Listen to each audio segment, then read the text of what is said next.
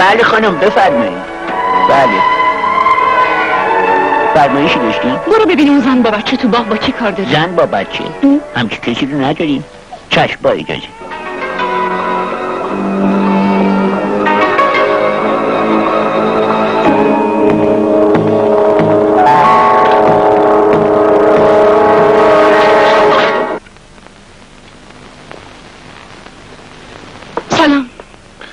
سلام، چه زود برگشتی؟ بازم که داری به کلکسیون تفنگت ورمیری. اگه اینقدر که به کلکسیون توجه داری به منم توجه داشتی، من یکی از خوشبخت‌ترین زنای عالم بودم.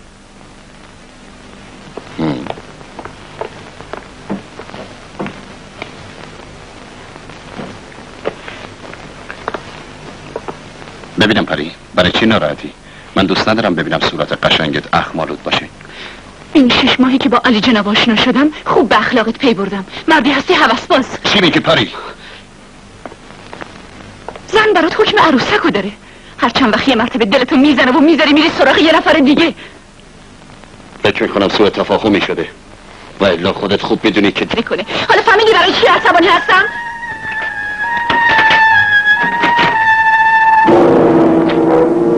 پری در باز کن، باهات کار دارم. من الان به جواهر فروشی تلفن میکنم که هر چه زودتر اونا رو بفرسته اینجا. مطمئن باش تا 1 میلیون تومنم که باشه همین امروز جواهراتو برات میخرم. باور کن پری. حالا دیگه در باز کن. قول آره قول میدم.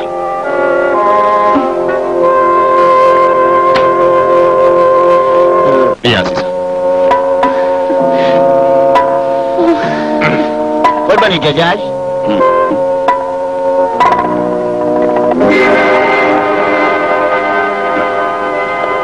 چه خبره؟ انشالله که عالی جناب عصبانی نیستن. نه اتفاقا خیلی هم خوشحالن. خانم ثابت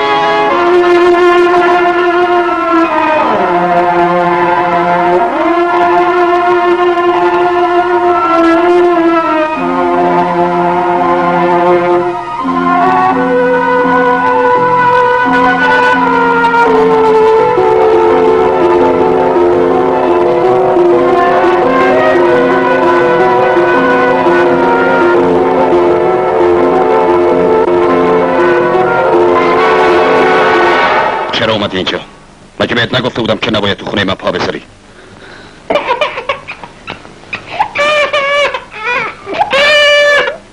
این بچه مال کیه؟ بچه توی؟ بچه مال خودته. پسرته، میخواستی مال کی باشه؟ پسر من؟ مریم تو خودت خوب میدونی که من از بچه متنفرم. سعی نکن بی خود این بچه رو به من نسبت بدی. تو هم خوب میدونی که علت متارکه ما چی بوده. همین بچه. چرا سعی میکنی حقیقت پدر شدن رو کتمان کنی؟ به فرضم که اینطور باشه. اگه من میخواستم بچه داری کنم حالا باید 10 تا پرورشگاه داشته باشم. پس تکلیف من با این بچه بیگناه چیه؟ دستور میدم بهت کمی پول بدم به شرط اینکه اینجاها پیدات نشه و مزاحمت ایجاد نکنی.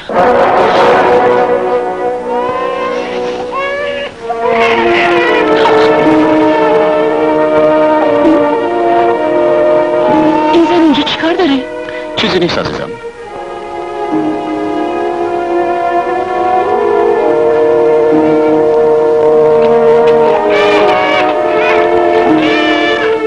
مثل اینکه صحبت از بچه بود ها؟ آره من شدم پدر یتیما و شوهر بی بزنم.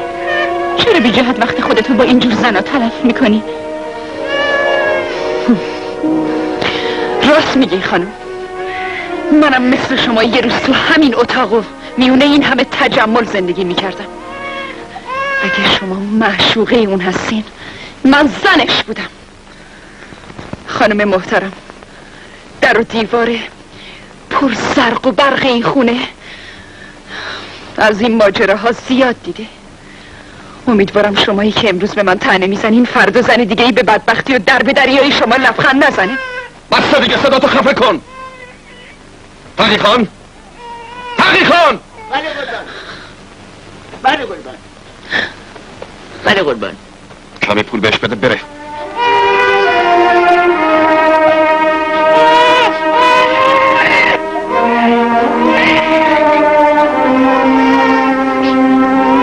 که بچه از بین میره. به جهنم.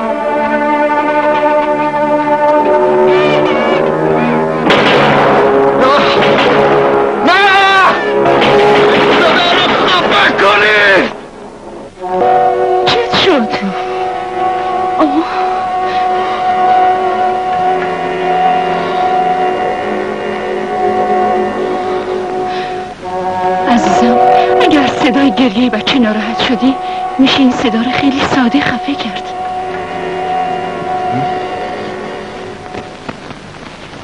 مریم خانم، من از این پیش آمد امروز بسیار متاسفم. میدونم عالی جناب اعصابتون خورد کرد. برای من مهم نیست این بچه منو دگرگون کرده.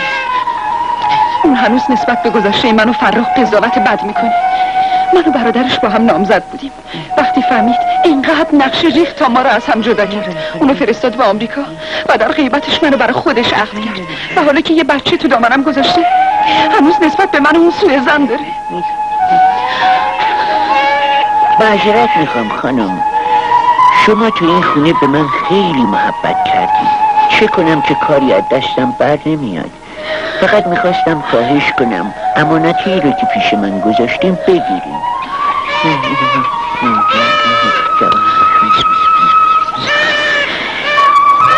این همون هدیه‌ایه که 2 سال قبل آقا به شما عیدی دادن. یه الله جواهر نشونه بگیریم. نه تقی خان، من احتیاج به هیچی ندارم. برگردونیم به خودش. خانم، کسی اسم خدا رو بر نمیگردونه. اجازه بدیم بندازم گردنش. یا عزیزم بیا آفرین. خداحافظ. به سلامت مریم خانم، به سلامت.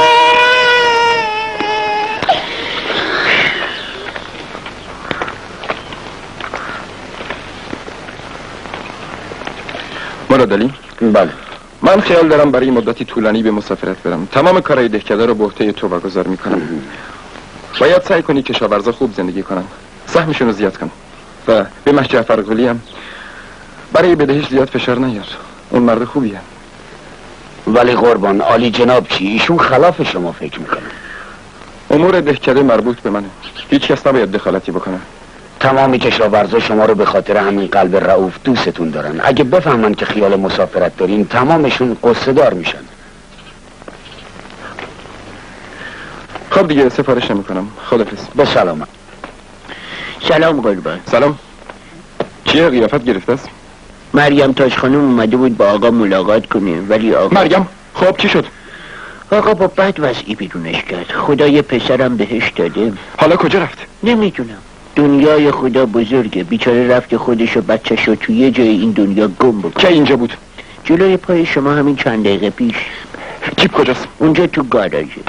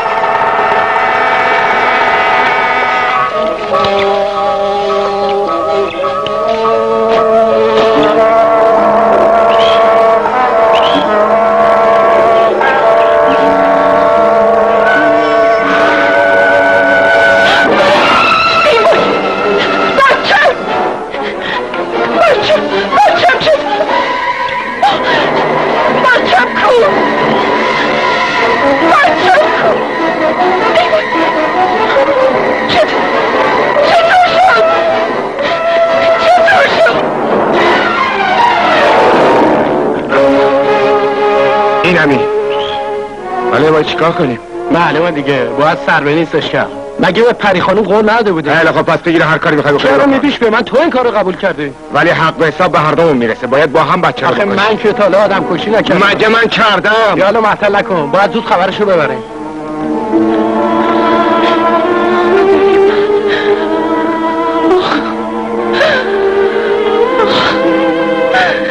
چه بلایی سر بچم اومده. من اصلا نمیدونم که اینو بکشیمش. پیرانشو در میاریم میبریم به خانم نشون. موافقم. پس بشون. اینجوری خیلی بهتر شد. آره. اینجوری خیلی بهتره. دیگه خیالمون راحت شد. حالا بچه رو کجا بذاریم؟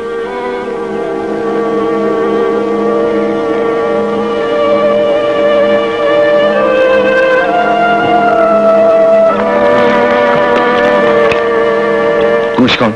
به نظر من میندازیمش تو گاریه اینا. زنی که بچه شیرخوره هم داره. وقتی متوجه بشه ممکنه پیش خودش نیگرش داره و شیرش هم بده. برو بریم.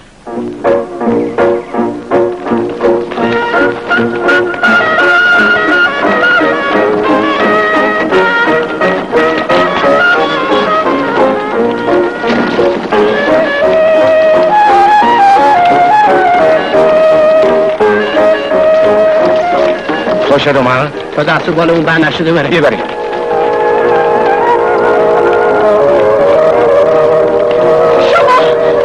شما یه بچه شیرخوره ندیدی؟ نه عبدی، ما خودمون یکیشو داریم، همینم زیادی مونه.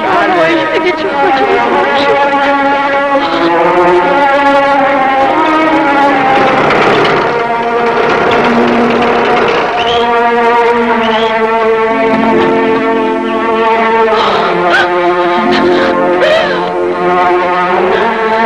دیدی چه خاکی بزنم شد.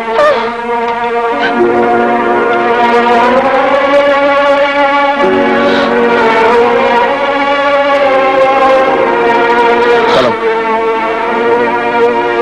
امروز وقتی از دهکده برگشتم دقیقاً جریان بهم گفت. 2 ساعتی که تمام شهر رو به خاطر تو زیر پا گذاشتم. بگو چی شده؟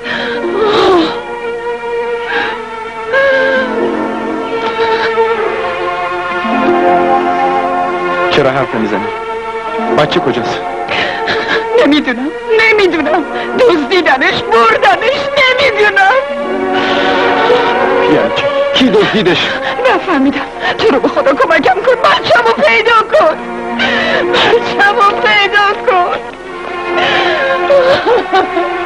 خیلی خوب. برو سوار شو.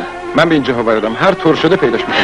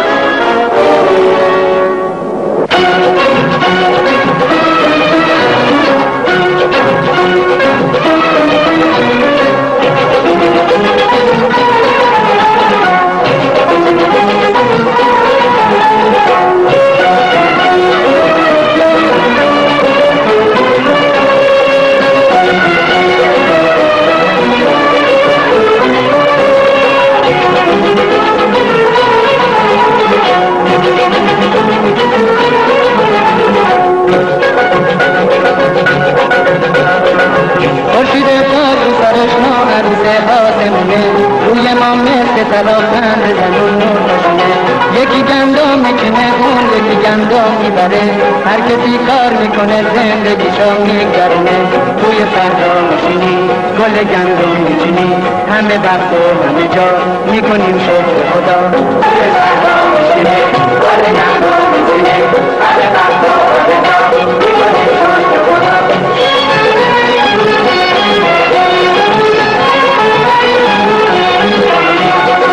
خدا یاری میکنه آب جاری میکنه، صبح شب کار میکنیم یه خرا، محصولم بار میاریم میکنیم بازی کنیم، نداریم غم به خدا یه دنیا.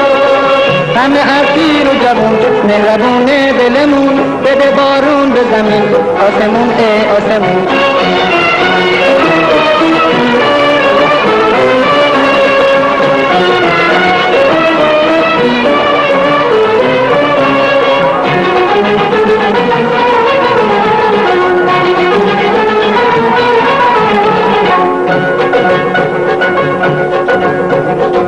دختران کوبه به دوستن حجمه دشت و دمن، مرد تو مرد حاضی خبر از رنگ زمان. همگی میگذرونیم زندگی رو خنده به لب، مرغ خوشبختی ما سایه زده رو سرمون. توی صحرا میشینیم گل گندم میچینیم، همه وقت و همه جا میکنیم شکر خدا. توی صحرا میشینیم گل گندم میچینیم، همه وقت و همه جا میکنیم شکر خدا.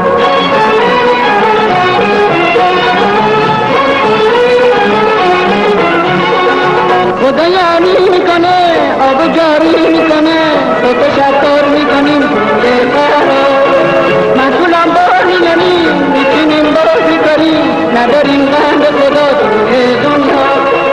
همه اسیر و جوون مهربونه دلمون، بده بارون به زمین آسمون آسمون.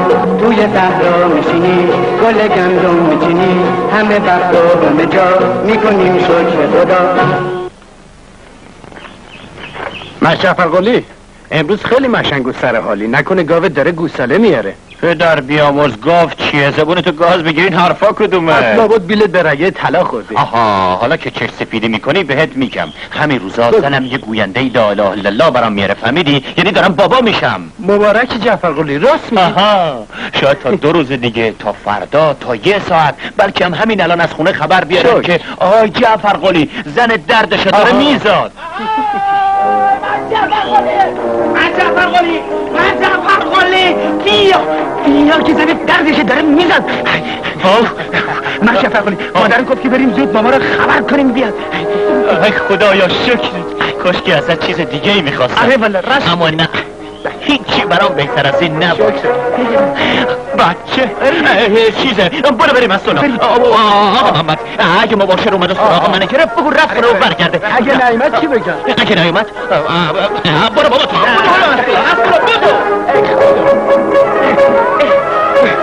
تو تندتر خانه خراب.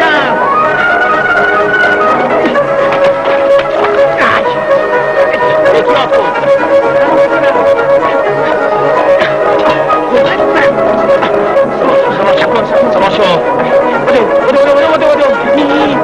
محکم نشستی؟ های مشتسد زن من داره میزا خدا رجوع بده. خدایا 100,000 مرتبه شد.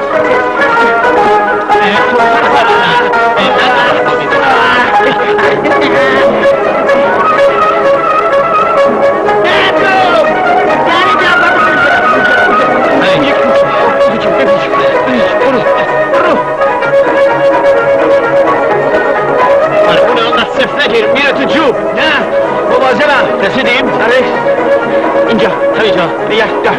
دم این تاقیه؟ آره برو کنار من خودم در میکنم.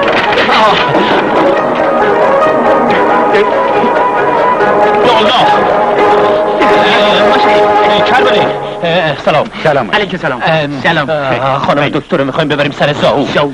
میبینین که تشریف ندارن. ای وای کجا رفته عمو جون؟ نمیدونم. نمیدونی کی برمیگرده؟ نمیدونم.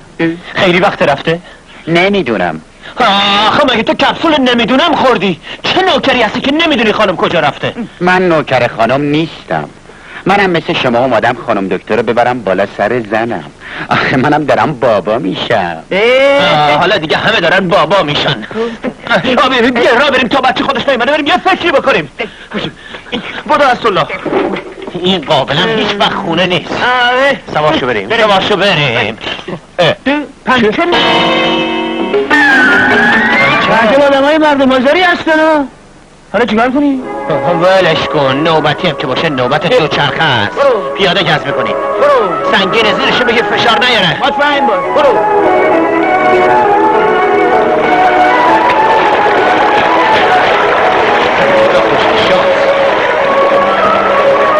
حاضر باش. اینجا پای آدم میپیچه.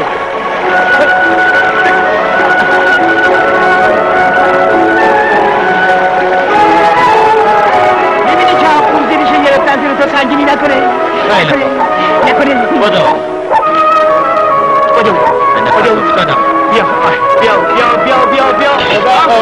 سلام علیکم اشته سلام. فعلا گرفتارم. برو. کن باش.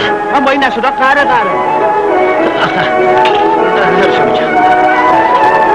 سب کن.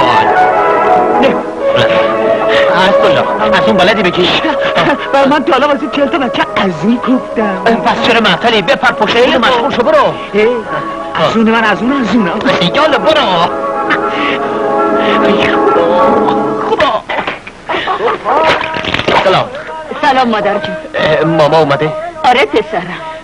خوبه چه خبر؟ سفری هنوز نیومده؟ نه هنوز تو راهه. چیزی دیگه نمونده که بیاد پسر جون.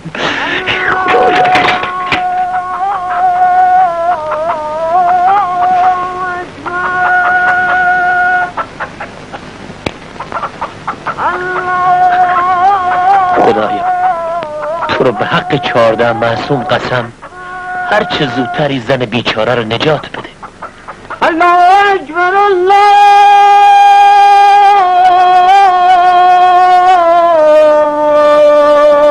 اکبر. خداوند هر کی هست زودتر خلاصش کن.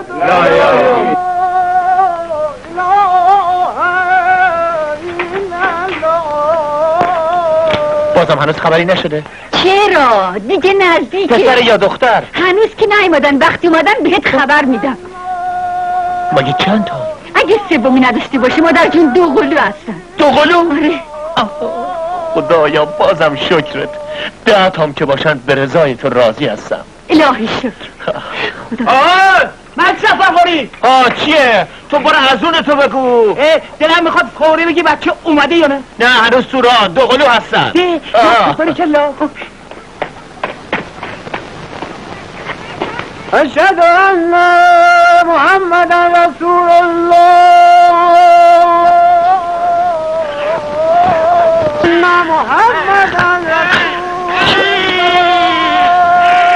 خدایا قدم این بچه ها رو برای ما مبارک کن. پروردگارا به حق مقربین درگاهت نعمت خودتو از سر خانواده حقیر ما دریغ نکن.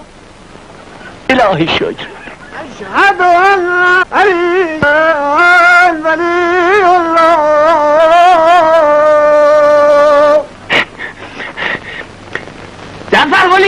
جعفر قلی بازم هنوز خبری نیست. چرا اسدالله مسافرمون اومدن. جون من راست میگی. آره.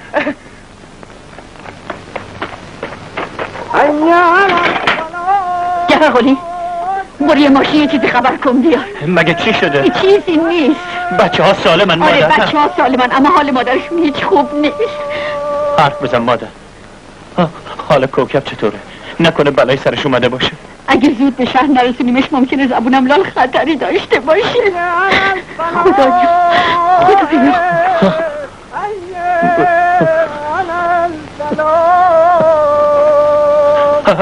اسدالله.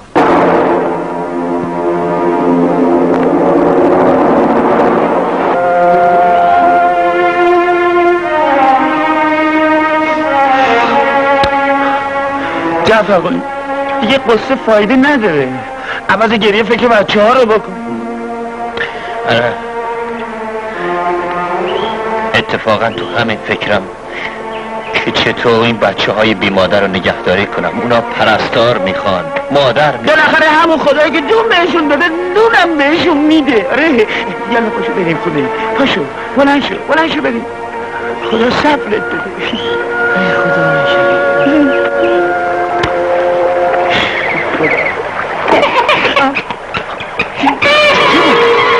صدای بچه؟ آره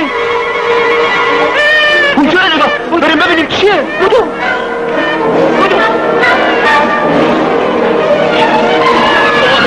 احتیاط کن ببین کیه. بیداد بچه بیچاره بنده خدا رو که اینطوری کرده. این بچه چرا باید این تو باشه؟ ببین داریم من نگاه میکنه. مواظب باش برش نگردم. نه خب بلندش کن. نه بگیر ببریمش بیرون. یا خدا یه بای آخه این بچه تو زاینده رو چی کار میکنه؟ بچه آدم هم هست. خب معلومه که بچه ی آدمه، اما آخه تو رودخونه چی کار بلکه میکنه؟ نن و بابای خدا نشناسش انداختنش تو رودخونه. ای خدا ذلیلشون. ای خدا بابا خوریشون کنه. میکنه ای نامسلمون. نگاش کن، خدا رحم کرده که گهوارش سرنگون نشد. ببینم اصلا حالا باید چی کار کنیم؟ والا چه میدونم، بهتره تا صداش در نیومده بذاریمش سر جاش. چی؟ یعنی میگی دوباره بذاریمش تو رودخونه بره به امون خدا؟ نه اصلا خدا رو خوشش نمیاد. چی میگی جعفر خلی؟ پس میخوای ببریمش خونه؟ تو که خودت دکترشت داری؟ آره میبریمش خونه اصلا، و وقتی که صاحبش پیدا نشه ازش نگهداری میکنیم. ثواب داره. پدر بیامون تو الان تو اون دوتاش موندی، میخوای تو این همه گرفتاری کار دست خودت بدی؟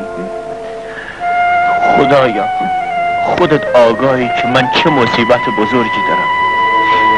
این طفل معصوم تو خونه من از گشنگی میمیره. بدش ببریم، میزنیمش همینجا، شاید گیری یه آدم پولدار بیفته ببره. بیا باش برو بریم، معطل نکن. رابیو نگاش نکن، حوض میکنی برگردیم.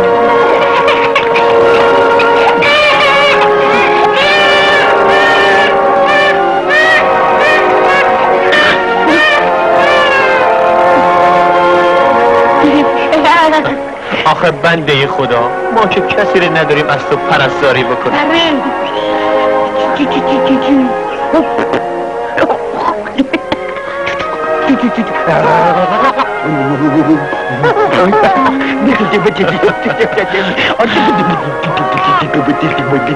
آی با امید تو ما تو رو میبره. خدا خودت روزی تو رو میرسه.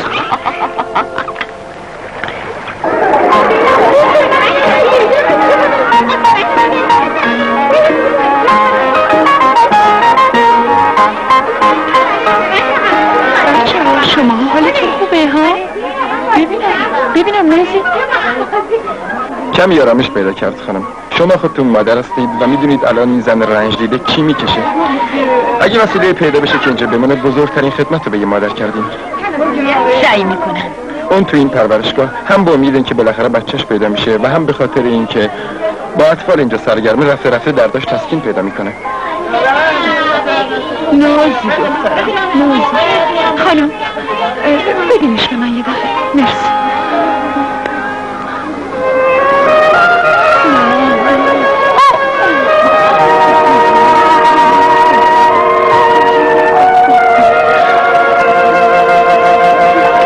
لطف کنید الان موقع شیرشه، باید ببرمش. بیا بیا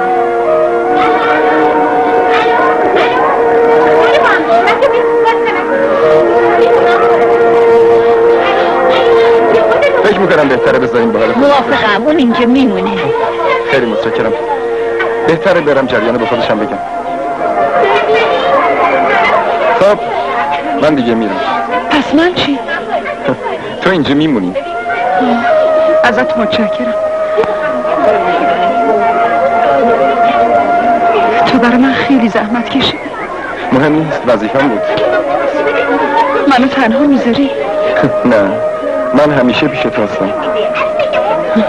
انتظار این همه همراهی و محبت نداشتم. مردی مثل تو با زن سرگردونی مثل من خیلی خوشحالم که بازم میتونم ببینم. امیدوارم که به زودی بچت پیدا بشه، اون وقت هر دومون بیش از اینا خوشحال میشیم. خب خداحافظ. خداحافظ.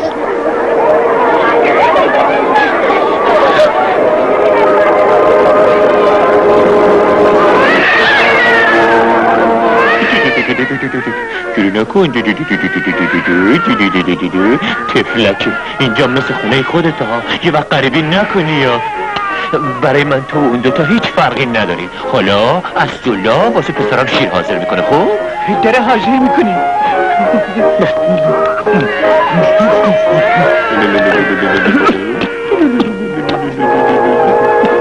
حاجر بالاخره ما نفهمیدیم اسمش سومیده چی گذاشتیم. برای اینکه قدمش شگون داشته باشه گذاشتمش آقا مسعود.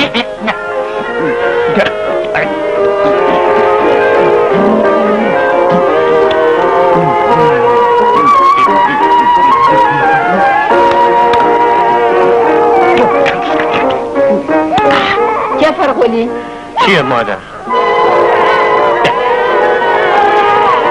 جعفر قلی بالاخره برای پول فکر کردی یا نه؟ والا هیچ راهی به نظرم نمیرسه مگه اینکه برم شهرخونه آقا و یه خورده پول پله ازش بگیرم. گمون نکنم دست خالی برات گردونه، چون سال محصول پولش با ما حساب میکنه. نمیدونم.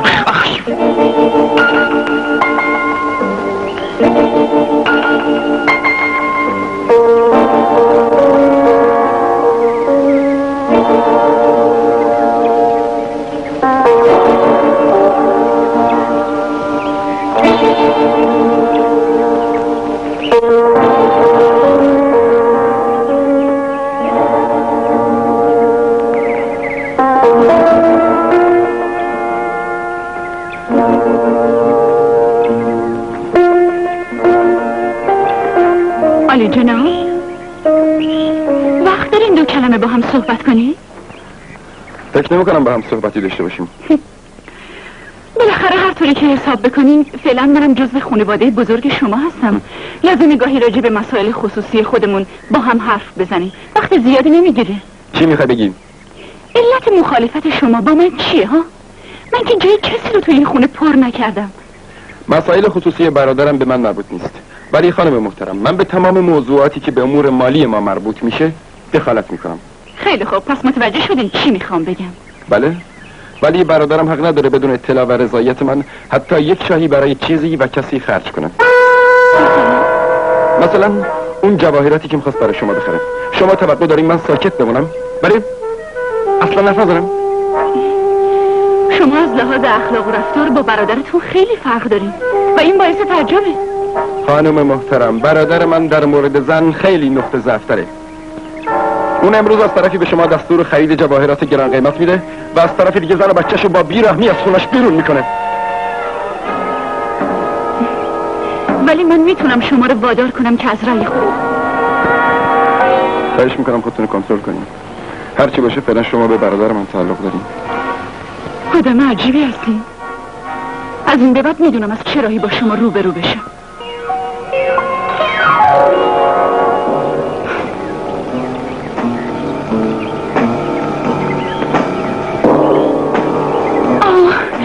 عزیزم کجا بودی؟ امروز اعصابم خیلی ناراحت شده. دستور دادم برای فردا 3 تا اسب حاضر کنم تا بریم اطراف دهکده شکار. چرا 3 تا اسب؟ من و تو فرخم با خودمون میبریم. ایشون چطور حاضر شدن که بیان؟ آخه جایی که من هستم گمون نمی کنم اون پا بذاره. من که باور نمی کنم. من دلم بخواد که اونم باشه. البته اگه تو ناراحت نمیشی. نه هر طور صلاح خودته.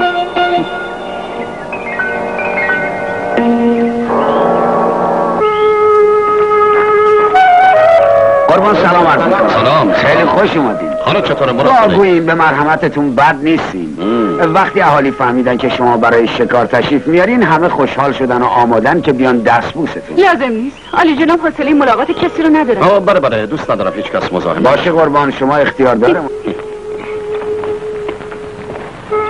خب اوضاع چطوره؟ خیلی عالی قربان.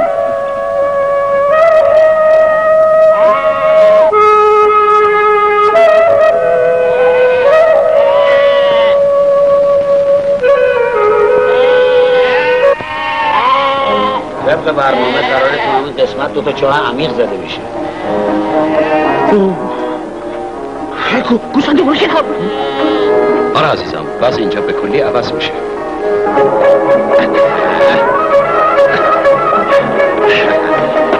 ماشی فرقلی بودی که آقا اومده این طرفو. راست میگی؟ نکنه عوضی دیدی؟ با این با چشای خودم دیدم آقا بود با یه خانم شهری. زحمتمون کم شد. یالا بریم بلکه بتونیم حواله یه خورده پول ازش بگیریم. چطوره؟ خب برو بریم. برو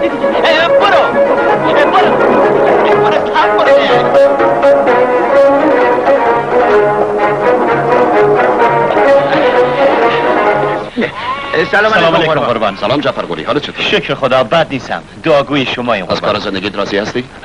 نه قربان، ناراضیه. چطور؟ یکی 2 ساله که درآمدتون خوب بوده. بله ولی از نظر مداخل نمیگه قربان. آخه چند روز خدا بهش 2 تا قلم زاده داده. بچه دار شدی؟ بله قربان، عوضی 1 2 تا. من کم 3 تا. با این زندگی خراب بچه دیگه میخواستی چه کنی؟ قربان، بچه شیرینی زندگیه. اگه زاد و ولد نباشه که کار دنیا به هم میخوره. اگه منصورت کمک پولیه فعلا برای من مقدور نیست. شماها بچه میخواین چیکار؟ وانگهی باید بدونین که آقا از شنیدن اسم بچه حتی اگه مال خودشم باشه بیزاره. میفهمی؟ پس میگین با بودن شما من با این بچهای بی مادر چیکار بکنم آخه؟ این خیلی ساده است. برو بذارشون سر راه. خانم پس وقتی شما به دنیا آمدین شما رو هم گذاشتن سر راه. خفه شو! مباشر این پسره دیگه کیه؟ قربان استالله چوپون اینجاست. دیگه نمیخوام اون اینجاها ببینم. قربان شما چرا از حقیقت بعدتون میاد؟ این که چیزی جعفر قلی، نگفت. فکر نمی‌کردم اینقدر بی‌تربیت باشی. قربان ممکنه این دفعه ما رو ببخشید. بلد گم شید! اینا رو از اینجا بیرونشون کنید. شما چرا زور میگین؟ کجا بریم گمشیم؟ آقای مباشر، آقا خوششون نمیاد رو حرفشون حرفی بزنن، دستورشون رو اجرا کنید. آقا غلط میکنه که خوشون نمیاد. ما که آدم نکشتیم، ما که گناهی نکردیم. چرا؟ گناه ما اینه که خدا بهمون بچه داده و آقام از بچه بیزار. مباشر دستور من عملی کنید. اینا باید همین امروز گورشون از اینجا گم کنن. نه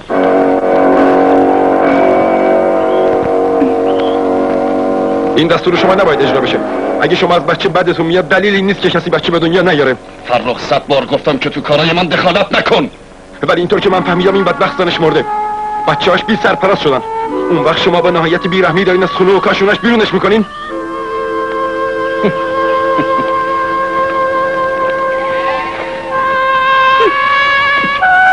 بیاین بریم یالا. اصلا دیگه اینجا جای ما نیست. بیا بریم.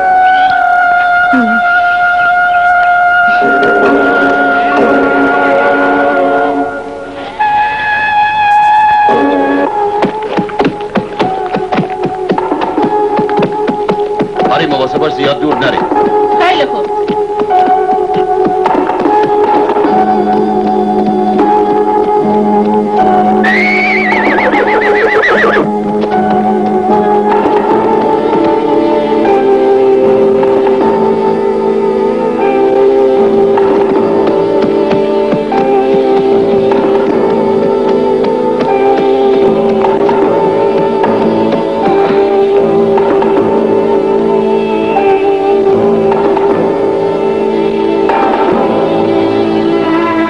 تعریف تیراندازی تو شنیده بودم. من تیراندازیم خوب نیست، بلکه این شکاران که خودشونو جلوی فشنگای من میندازن.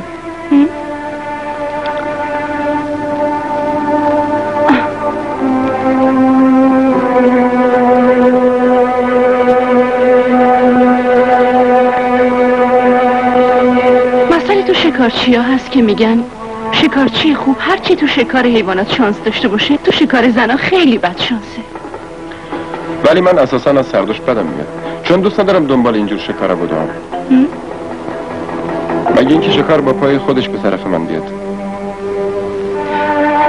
شکار از من بیاد نزدیکتر، همونطور که تو دوست داری با پای خودش به طرف تو اومده. راست میگی، صیدش کن. باز شروع کردی؟ چرا نمیخوای بفهمی که به کس دیگه ای تعلق داری؟ گوش کن، تو و برادرت همیشه سر جواهرات و ثروت بی حسابتون اختلاف داشتین. فکر کن منم جزء یه قطعه از این اشیا هستم. میتونی خیلی ساده من از چنگ منصور در بیاری. تو زن عجیبی هستی، مثل دریای ساکت میمونی. پشت این قیافه آروم طوفان وحشتناکی نهفته است. این طوفان فقط تو سینه تو آرامش میگیره. انقدر مثل شیطون منو وسوسه نکن، برو تنها بذار. فرخ، من قبل از اینکه برای تو یه معشوقه باشم یه قدرت فوق‌العاده جلوی برادرت هستم. تصمیم بگیر. بیا منو ببوس. منو ببوس. باره کن شد.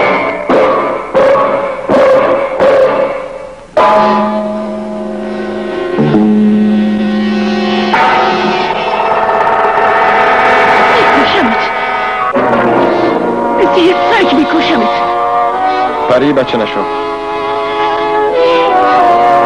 تو یه دیوونه ای. تفنگ اسباب بازی نیست. بندازش زمین. تو غرور من کشتی. تو احساسات من لهو کردی. بی خود تحت تاثیر احساسات قرار نگیر پری. بکشش کنار. نه. بدش من. بدش من. میکشمت. برم کن. دستم شکر. برم کن. میکشمت.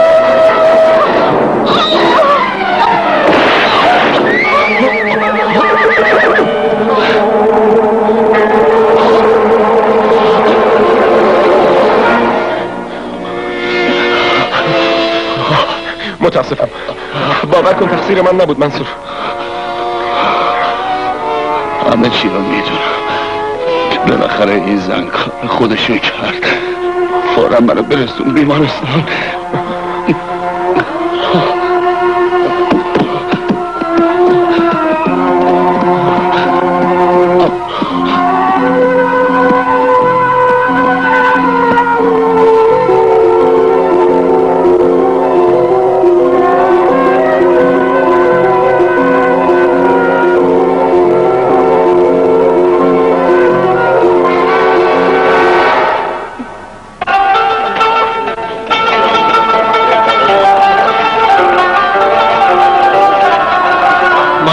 کنین. خداحافظ. عربدی خوبی از ما اختیار داری بچه فرقالی. خدا پشت پناه میکنه.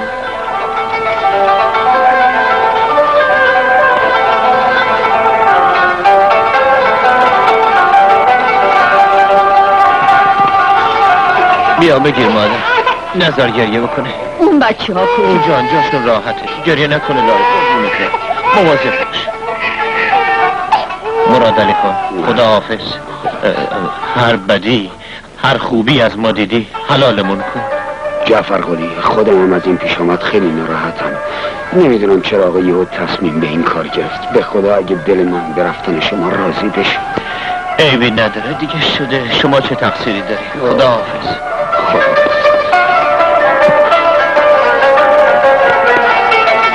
خدا نگهدار.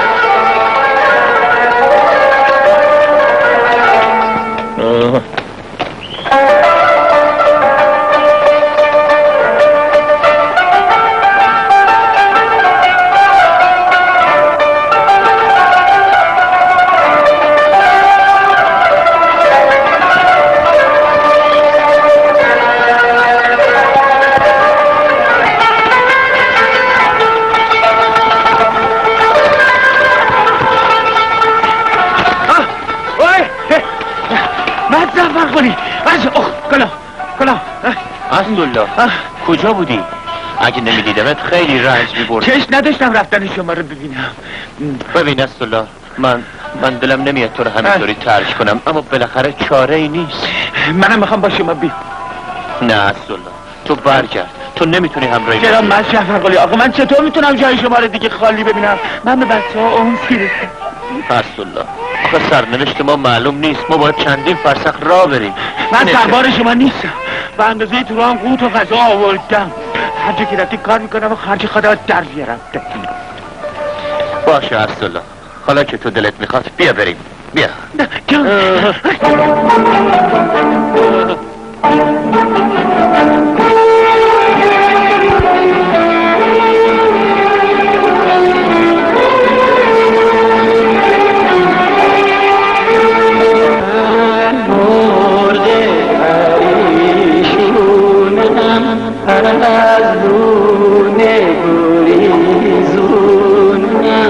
من از دست زمونه گله دارم خدا جان آوار طرف مجنون سرگشته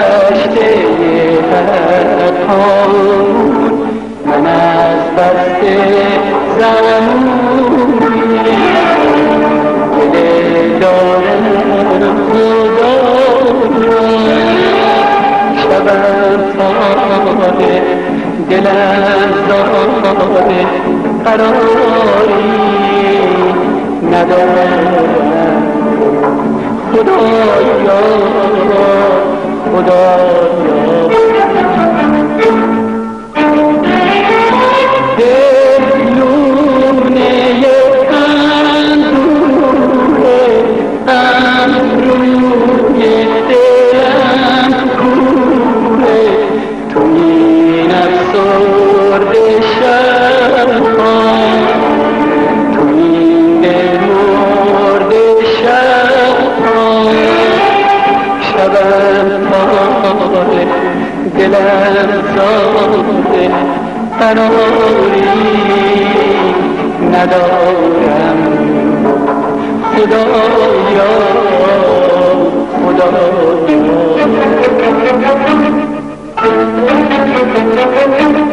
مرغ جدا از لونم بیرون مونده خونم خونه بروشم من آره صحرا همدم من مرد شب و حال بیابونم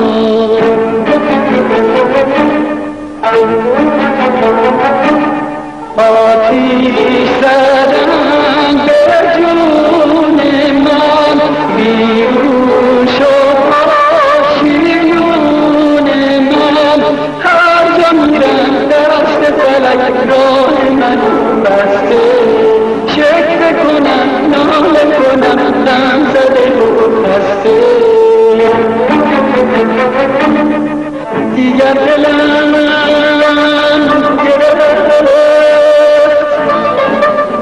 از این غم زده دیار ای کاروان را ببرم یاد روزگار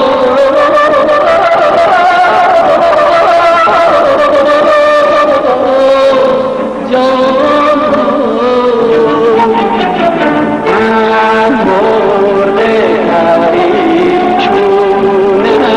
از دونه گریزونم من از دست زمونه گله دارم خدایا شبم تاره دل از زاره قراری ندارم خدایا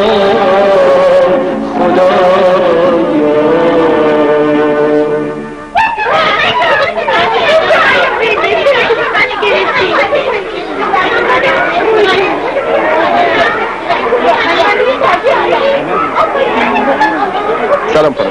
سلام آقای فرخ، خوشبختم. میخواستم مریم خانم رو ببینم. اونه هاش اونجا. متشکرم. با اجازه. خواهش میکنم.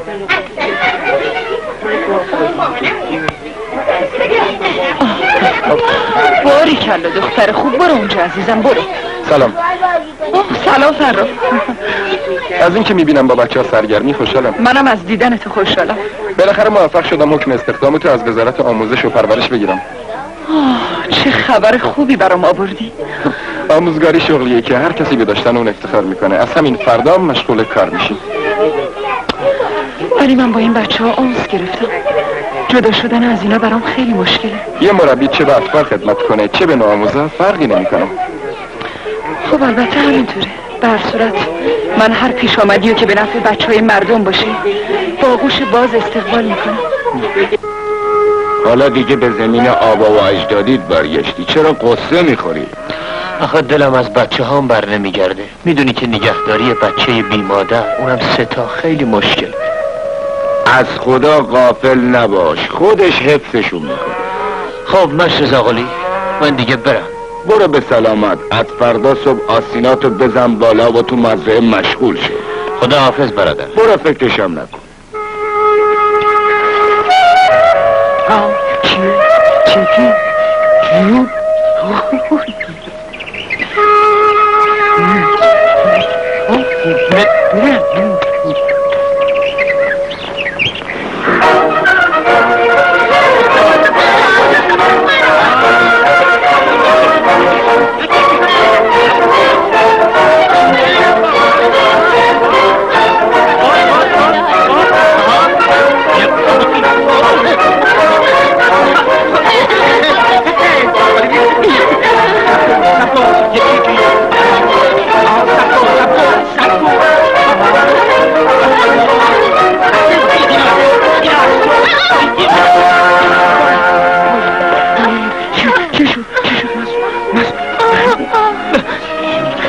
مسعود که نشد؟ نه یه خود دستم درد دسته ببینم صفا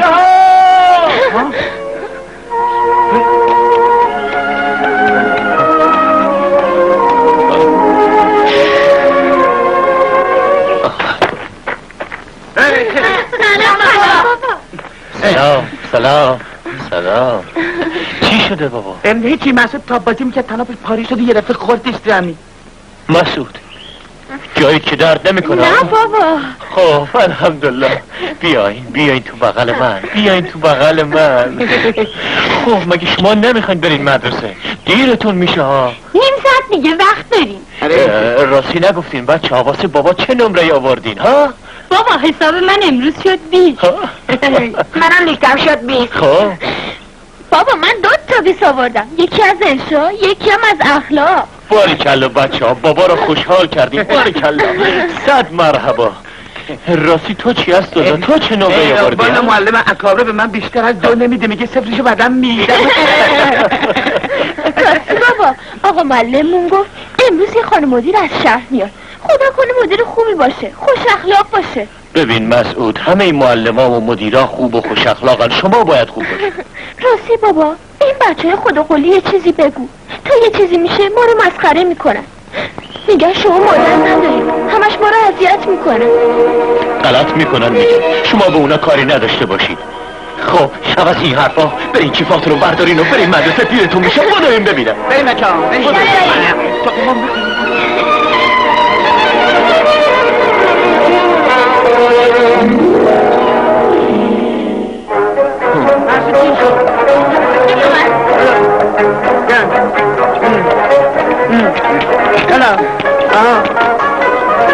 خب بچه ها بهتون قول داده بودم اگه نمره 20 بیارین تا دم مرسه کلتون بکنم. یلا بیا روشونه ها سوارشون ببینم. بیا من مسعود تو هم بیا رو کلم سوار شد. نه من از اون بر میرم، نمیخوام دیگه ریخت بچه خدا قولی رو ببینم. مسعود را دور میشه. کجا؟ چرا درده؟ در نمیرم، مدرسم دیگه.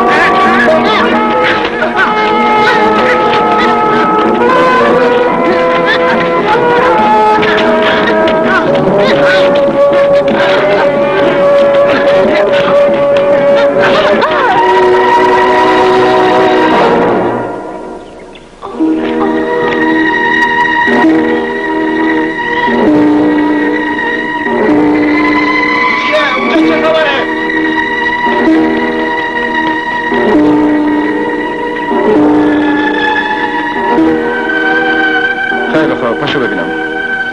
پاشو. بچه جون چرا بچه ها میزدنت؟ نمیدونم همیشه اذیتم میکنه. آخه برای چی؟ میگم مادر نداری. مگه مادر نداری؟ نه.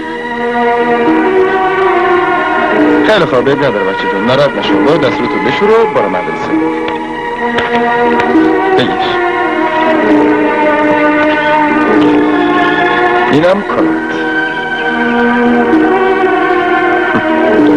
بدو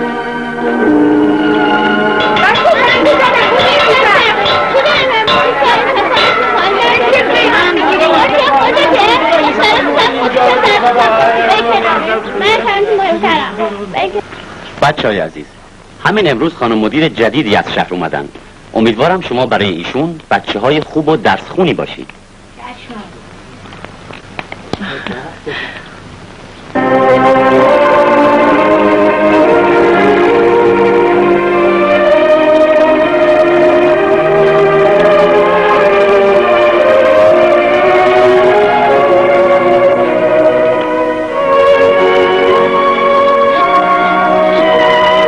بفرمایید با شاگردای ما آشنا بشید.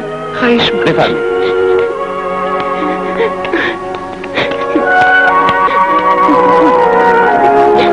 خانم شاگردای این مدرسه همه درسخون و با استعدادن، همشون. چه خوب. خب بهترین شاگردتون کیه؟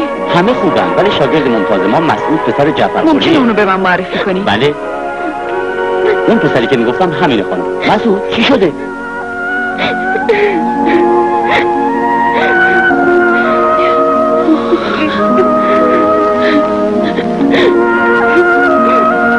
پسرشون چرا گریه میکنی؟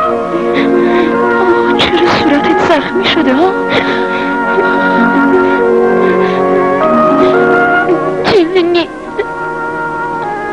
نکنه از اومدن من به این مدرسه ناراحتی؟ راستشو بگو. نه خانم مدیر، بچه ها اذیتم میکنن. برای چی؟ برای اینکه من مادر ندارم. مگه مادر نداشتم چه گناهی داره؟ هیچی پسرم، مربی هر بچه مثل مادرمونه. منم در حقیقت مادر تو هستم. اگه از این به بعد بچه‌های همچه حرفی بهت زدن، تو بگو منم مادر دارم. خانم مدیر مدرسه‌مونه.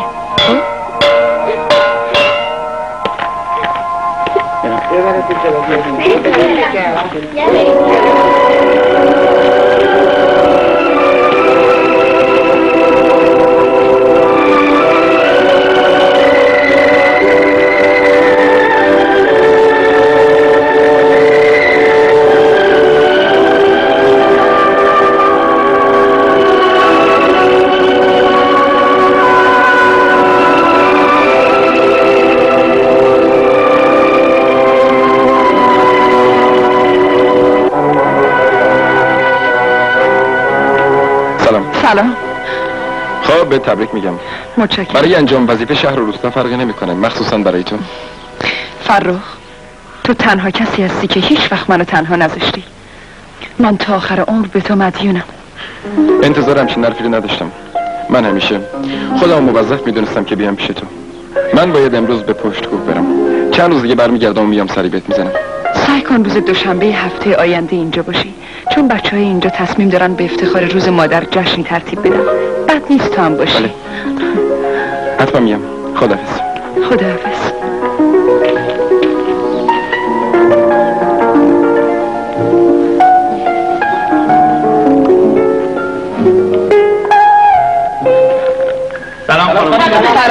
سلام علیکم. به همتون تبریک میگم. متشکرم. خواهش میکنم. تبریک. بفرمایید. خواهش میکنم. خب بچه‌ها، حالا به افتخار روز مادر باید برای مامانای عزیزتون دست بزنید.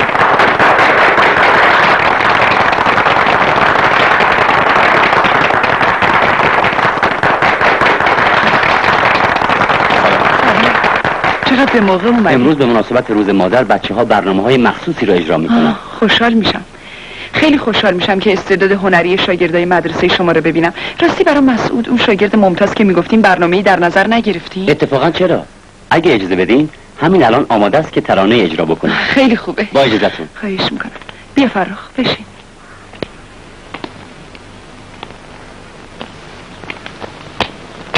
مسعود جان، پدرتم اومده؟ نه آقا، آخه امروز روز مادره. مگه نمیبینین بچه ها فقط با مادراشون اومدن؟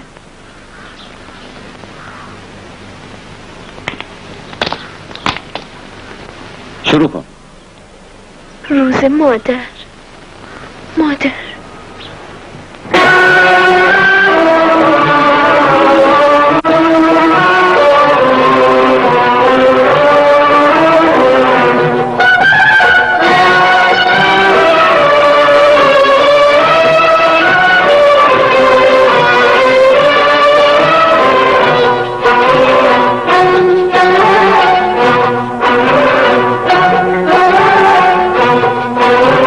مادر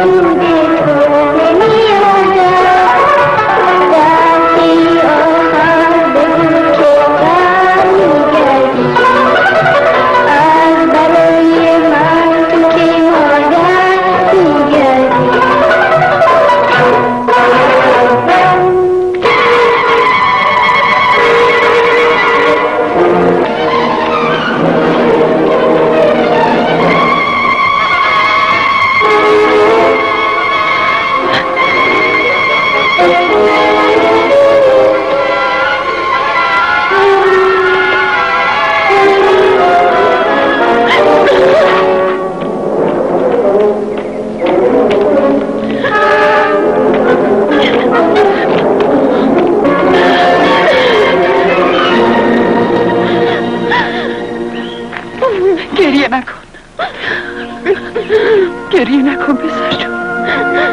خانم مدیر چرا نباید منم مثل همین مادر داشته باشم؟ پسر جون خیال کن اون مادرت هستم. نه بابا میگه مادرت رفته تو آسمونا. عشقاتو پاک کن عزیزم. پسر منم رفته تو آسمونا. خانم مدیر شما میتونیم بازم برای خودتون پسرکل بیاریم، اما من که نمیتونم برای خودم مادر پیدا کنم.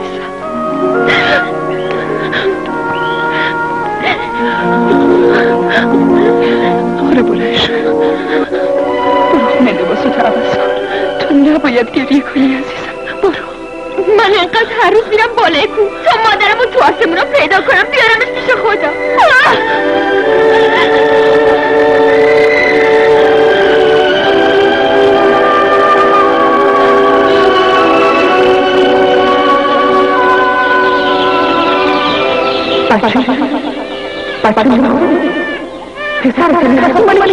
سر من؟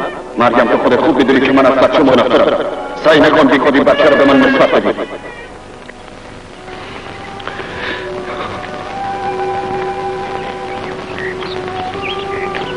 دارم کم کم خودم رو تنها حس میکنم. تازه میفهمم که در گذشته چقدر مرتکب اشتباه شدم. همه به من پشت کردن. همه اونایی که شب و روز جلوی پام به خاک میافتادم تنهام گذاشتن. قربان شما نباید به اعصابتون صدمه بزنین. شب و روز این همه فکر و خیال از پا درتون میاد. علت ضعف و بیخوابی عالی جنابم همین فکر و خیال است. نه دکتر، نه. درد من درد بزرگی. حاضرم تمام ثروتمو بدم تا بتونم یه روز صاحب فرزندی بشم. دکتر هیچ کس نمیتونه بفهمه من چه زجری میکشم.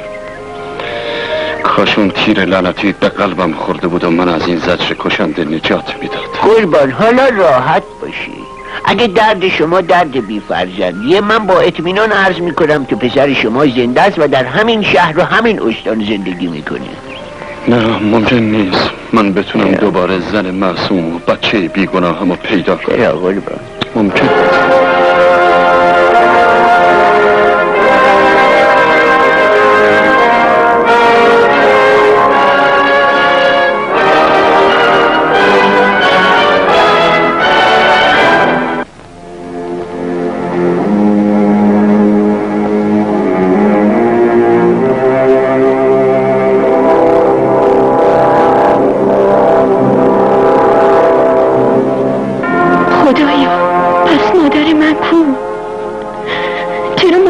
نشونم نمیدی.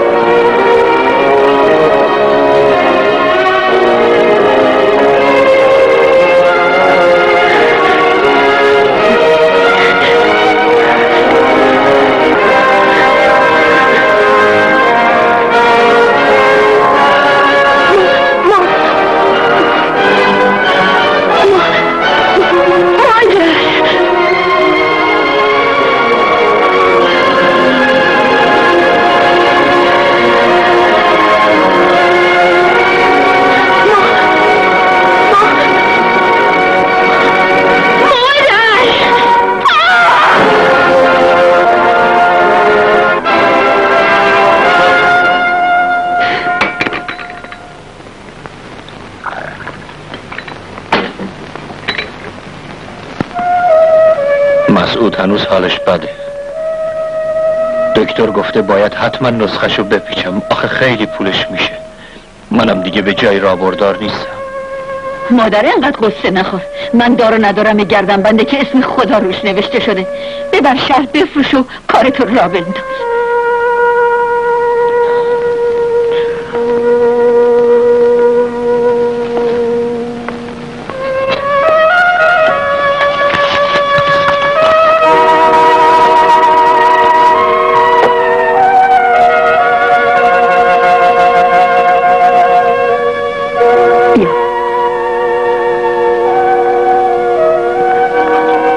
اینو از کجا آوردی؟ ما تو خونمون یه همچی چیزی نداشتیم. اینو من سالا برای امروز نگه داشته بودم، بعد برات تعریف میکنم. فعلا برو کارتو انجام بده.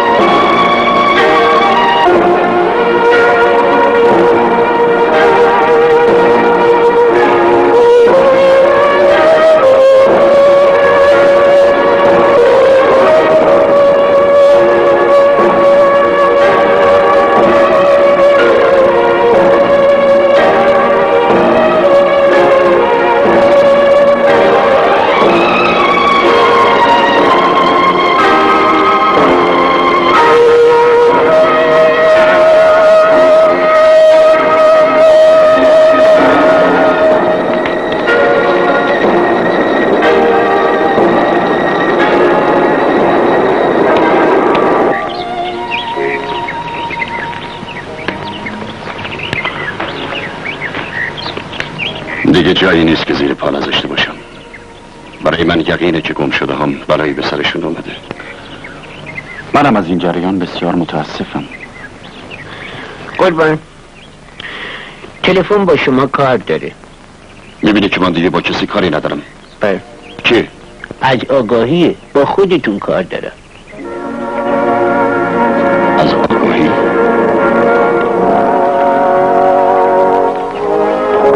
الو؟ چه فرمایشی داری؟ سلام عرض میکنم. میخواستم بهتون اطلاع بدم 1 ساعت قبل مأمورین ما مردی رو دستگیر کردن که گردنبند گران قیمتی رو که متعلق به شماست از یه مرد دهاتی خریده بود. گردنبند؟ شما از کجا فهمیدین که متعلق به منه؟ یه طرفش کلمه الله دیده میشه و طرف دیگهش هم اسم شما حک شده، مثل اینکه به خانمتون هدیه کرده بودین. تاریخش هم مربوط به 10 سال قبله.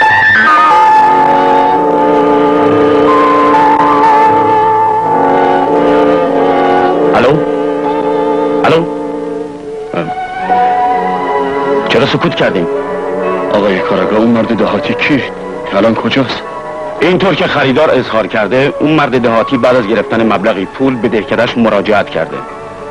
بله اتفاقا خریدار نشونی دهکده هم گرفته و الان هم در اختیار ماست. این گردنبند مال پسر منه. 10 ساله که گم شده.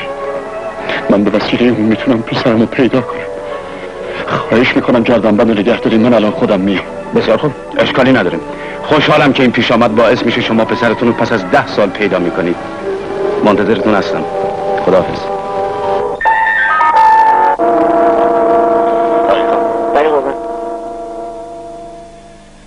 اگه این مسعود پسر من باشه از تمام داراییم چشم میپوشم. باید تا اومدن دکتر صبر کرد. تو خودت خوب بدونی که من مدتیه به کلی عوض شدم و دیگه به هیچ چیز و به هیچ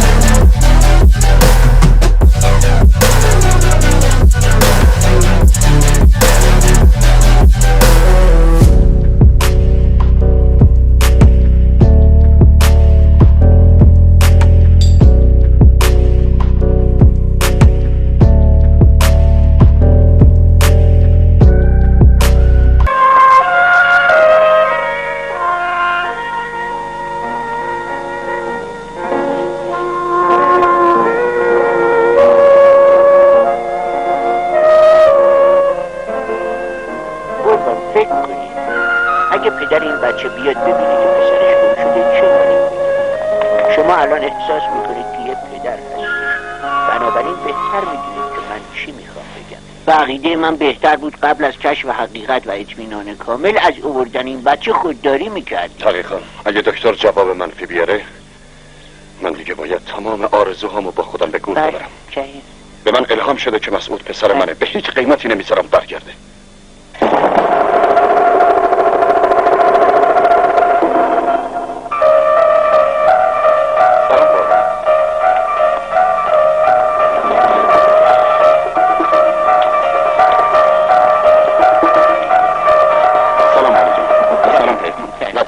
خوشبختانه پسر گم شده خودتون رو پیدا کردید. دکتر این با ارزش‌ترین خبریه که تو عمرم بشنوم. خدا رو شکر. بله، و من برای اینکه زودتر به نتیجه برسم امروز تمام کارهای لابراتواری آزمایشگاه به خاطر این موضوع تعطیل کردم. دیگه نمیتونم صبر کنم، میخوام هر چه زودتر پسرمو در آغوش بگیرم.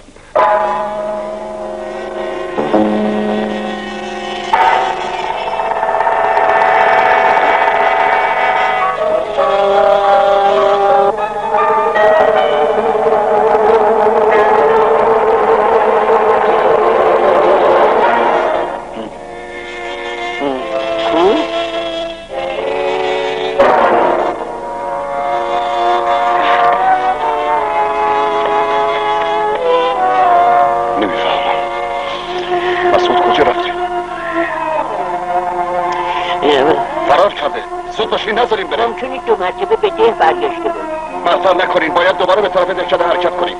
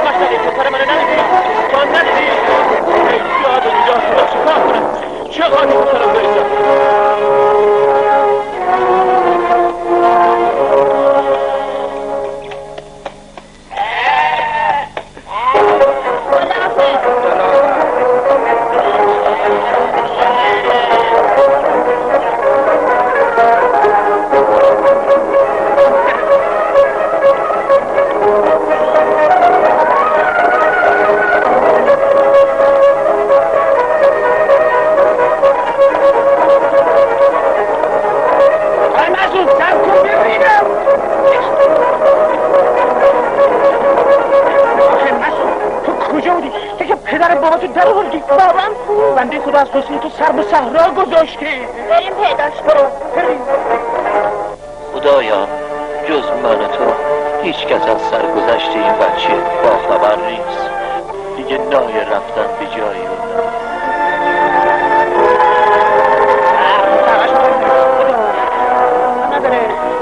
خودت گم شده منو به من برگرد. پروردگارم اگه مسئول پیدا نشه من خدایا به این پدر رنج دیده رحم. بابا جون من اومدم.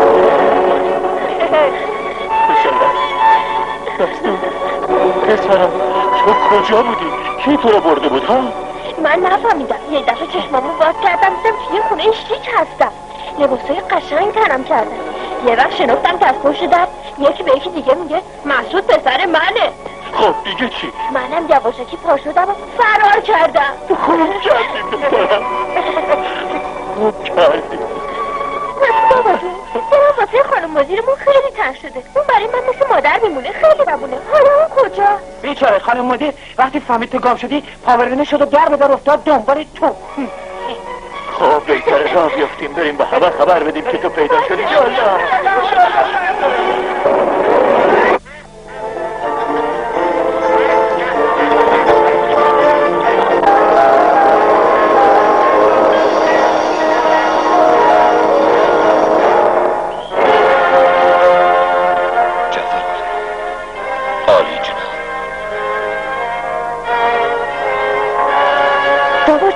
همین مرد بود که منو برد خونه‌شون و میگفت مسعود پسر منه.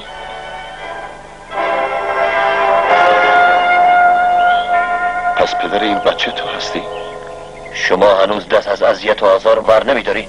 بعد از 10 سال که من از خونه و لونه بیرونم کردین دوباره به فکر مردم آزاری افتادین و بچه مردم رو میدوزین و به شهر میبرین؟ وضعیت کسی رو ندارم.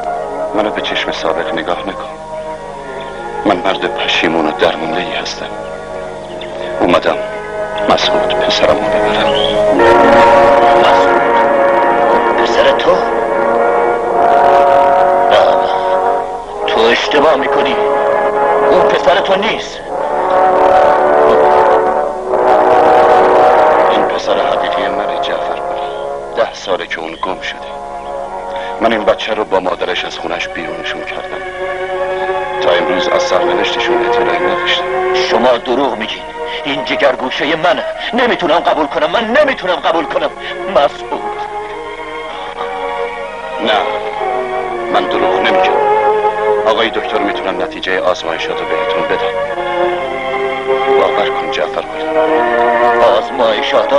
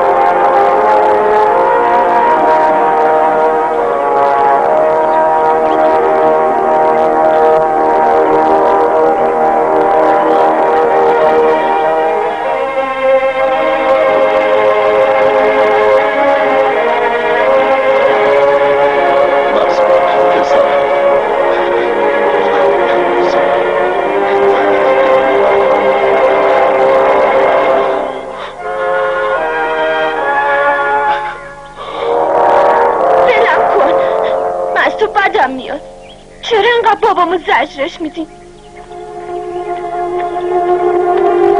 من نمیتونم دوست داشته باشم. تو نباید بابامو اذیت کنی. تو حقشو نداری بابامو اذیت کنی. خانم مدیر چی شده؟ خانم مدیر اون آقا میگه تو پسر من هستی، میخواد منو از بابام جدا کنه. خدا نداری.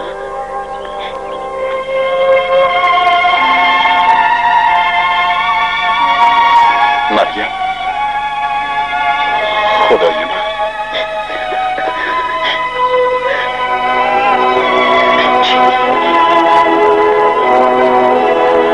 این مسعود پسر منه. خدایا یعنی این حقیقت داره. من نمیتونم باور کنم.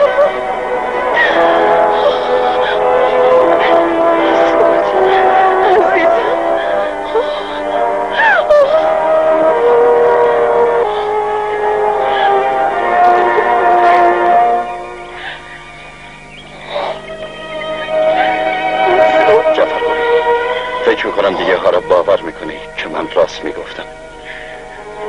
آره همه راست میگه، اما حالا دیگه این من و پسر شما نیستیم که باید تصمیم بگیریم. این حق اون مادر رنج کشیده است که باید تصمیم بگیره.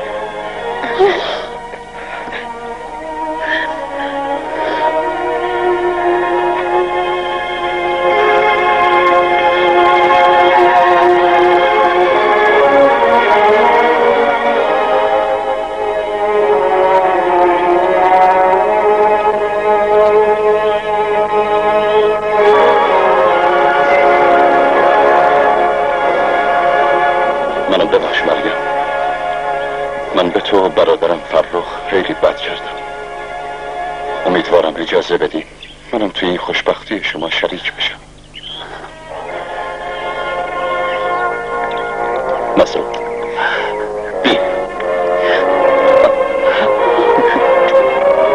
بریم پسر، تو چقدر بزرگ شدی.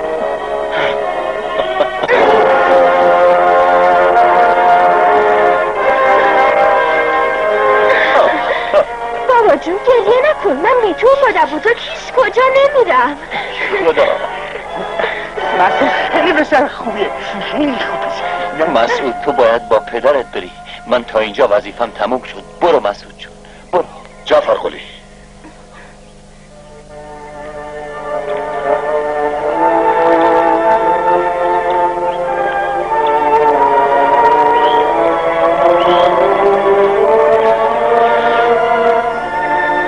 من خوب میدونم که مسعود بدون وجود تو آروم نمیگیره.